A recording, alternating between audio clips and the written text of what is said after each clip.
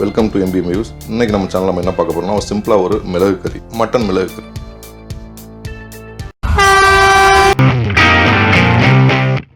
தேவையான பொருள் என்னன்னு பார்க்கலாம். பார்த்தீங்கன்னா 1/2 கிலோ மட்டன் எடுத்துருக்கிறேன். அதுக்கு பார்த்தீங்கன்னா 2 வெங்காயம் 2 தக்காளி இந்த சைஸில் எடுத்துருக்கிறேன். அப்புறம் மிளகு ஜீரகம், நம்ம மஞ்சள் தூளோ வத்தல் தூளோ எதுவுமே சேர்க்கப்படுறதில்ல, மிளகு ஜீரகம் மட்டும்தான். 4 பச்சை மிளகா எடுத்துருக்கேன். ஒரு துண்டு பட்டை எடுத்துருக்கேன், இதை வந்து வேக வைக்கும்போது போட போகிறோம். அப்புறம் ஜிஞ்சர் கார்லிக் பேஸ்ட்டு.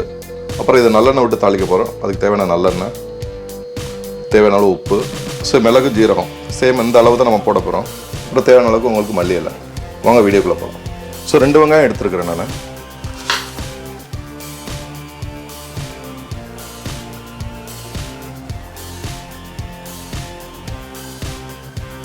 வெங்காயம் தக்காளி நிறைய இருந்தால் கொஞ்சம் கிரேவியாக இருக்கும். அதுக்கு தான் நம்ம காரம் அட்ஜஸ்ட் பண்ணிக்கலாம். தக்காளி ரொம்ப போட்டக்கூடாது, இனிப்பாயிரும், ஸ்வீட் ஆயிரும். அதுக்கு தக்கன காரம் சேர்க்கணும். அப்புறம் நிறைய கிரேவி ஆயிரும். கிரேவி வந்து இதில் மீடியமாக இருக்கணும்.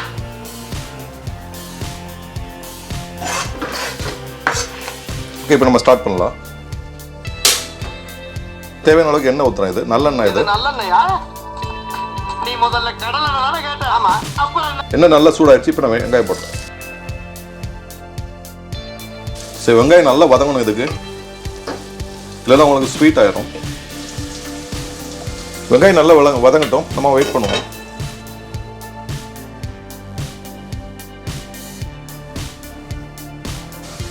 வெங்காயம் நல்லா வதங்கி வருது. ஸோ இந்த டைம் நான் தீயை கம்மி பண்ணிடுறேன். இப்போ நான் ஜிஞ்சர் கார்லிக் பேஸ்ட்டு 2 ஸ்பூன் போட்டுக்கோங்க, ஃபுல் ஸ்பூனு. இஞ்சி பூண்டு பேஸ்ட் போடும்போது வந்து உங்களுக்கு வந்து பார்த்தீங்கன்னா மீடியம் ஃப்ளேமில் இருக்கிறது நல்லது.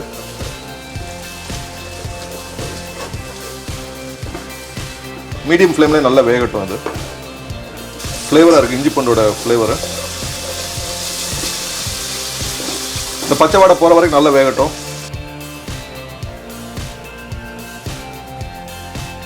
இதில் நான் கொஞ்சம் பட்டை ஏலக்காய் தூள் ஆட் பண்ணுறேன். பட்டை ஏலக்காய் கிராம்பு தூள் நான் அந்த டிஸ்பிளேல காமிக்கல, இதை கொஞ்சம் ஆட் பண்ணிங்க, கொஞ்சம் ஃப்ளேவராக இருக்கும்.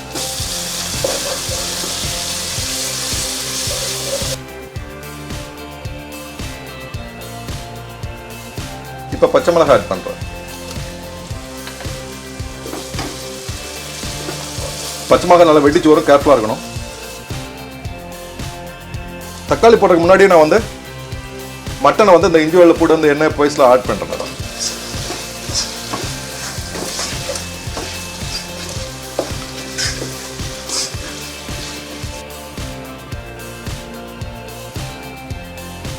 இப்போ சூடு கம்மியாக இருக்கும். இந்த டைமில் வந்து பார்த்தீங்கன்னா நான் மிளகு ஜீரகத்தை ஆட் பண்ணுறேன். ஸோ மிளகு கொஞ்சம் ஜாஸ்தியாகவே இருக்கட்டும்.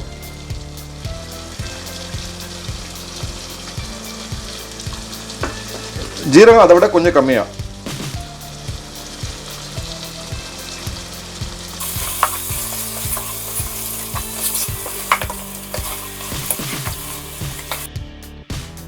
நான் வந்து சாப்ஸாக வாங்கிட்டு வந்திருக்கேன் மட்டனில். இப்போ இந்த லாக்டவுனால் யூஏயில் பார்த்தீங்கன்னா மட்டனோட ப்ரைஸ் வந்து கண்ணா பின்னான்னு இருக்கு. அதாவது 35 ரூபா 40 ரூபாய்க்கு விற்ற மட்டன் வந்து பார்த்தீங்கன்னா இன்றைக்கி 50 ரூபா. ஸோ இந்த ஸ்டேஜில் நான் பட்டை ஆட் பண்ணுறேன். பட்டை போடலாம், போடாமல் இருக்கலாம், பட் போட்டால் கொஞ்சம் ஃப்ளேவராக இருக்கும். இந்த ஸ்டேஜில் மல்லி இலை.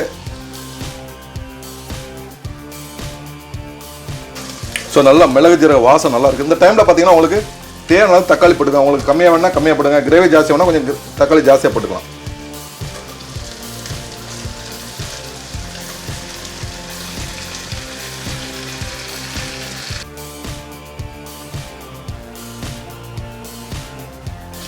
தேவையான அளவு உப்பு நம்ம ஆட் பண்ணிடலாம். ரொம்ப போட வேணாம், மீடியமாக பார்த்துக்கோங்க. உங்களுக்கு தேவை, அதுக்கப்புறம் லைட்டாக கூட போட்டுக்கலாம். ஏன்னா இது ரொம்ப ட்ரையாக தான் இருக்கும், ஒரு மீடியம் செமி கிரேவியாக தான் இருக்கும்.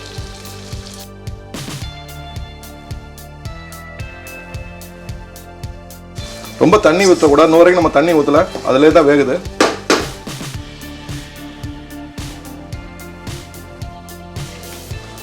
ஸோ 1 கப் தண்ணி விட்றேன் நான். 1 கப் தண்ணி விட்டு வேக வைக்கிறேன்.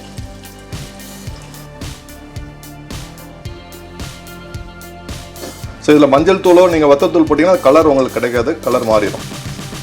ஸோ மீடியம் ஃப்ளேமில் ஒரு 20 நிமிஷம் நம்ம வேக வைக்க போகிறோம்.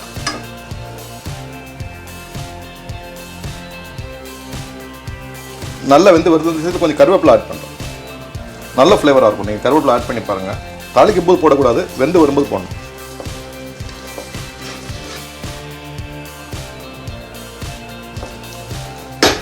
ஸோ இன்னும் கொஞ்சம் நேரம் வேகணும்.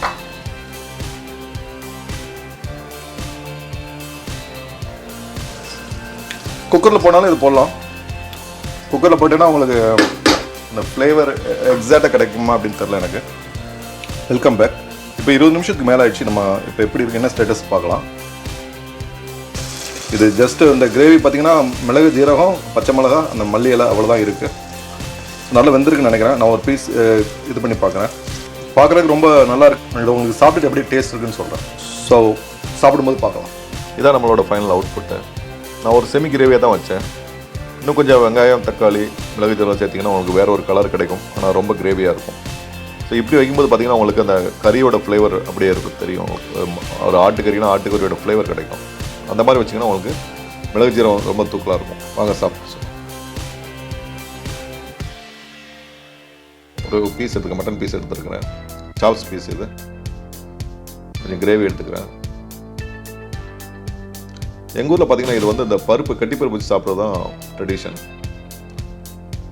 இது ஒரு ட்ரெடிஷ்னல் டிஷ் தான். இன்றைக்கி எல்லா இடத்துலையும் மிளகறி விற்கிறாங்க, ஒவ்வொன்றும் ஒவ்வொரு மாதிரி இருக்கும். ஸோ ட்ரெடிஷ்னல், இது எங்கள் ஊரோட ட்ரெடிஷ்னல் ஃபுட் அது. ஸோ ஒரு மீட்டு ரொம்ப நல்லா வெந்திருக்கு கறி. இத்தனைக்கு நான் குக்கர்லேயே வைக்கல.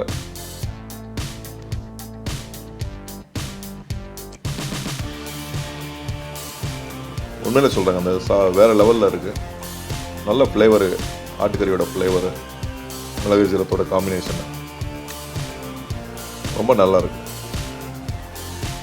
இது ஒரு மஸ்ட் ட்ரை தான். கண்டிப்பாக இதை நீங்கள் ட்ரை பண்ணி பாருங்கள். இந்த ஃபர்ஸ்ட் பைட்டே வந்து பார்த்தீங்கன்னா பல நினைவுகள் கொண்டு வருது. இந்த வீடியோ உங்களுக்கு பிடிச்சிருச்சுன்னா லைக் பண்ணுங்கள், கமெண்ட் பண்ணுங்கள். ரொம்ப பிடிச்சுன்னா ஷேர் பண்ணுங்கள். தேங்க்ஸ் ஃபார் வாட்சிங்.